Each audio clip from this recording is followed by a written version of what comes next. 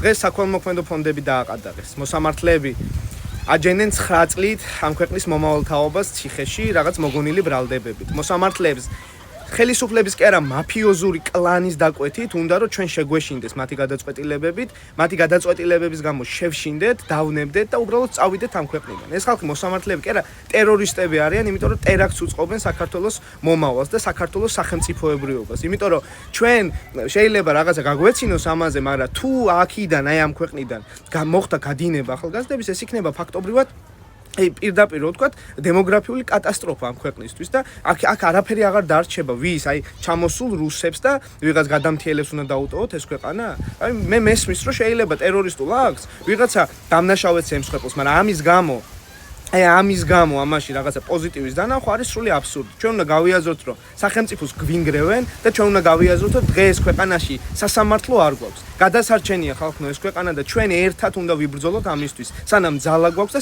სანამ აზრი აქვს საერთოდ ბრძოლას.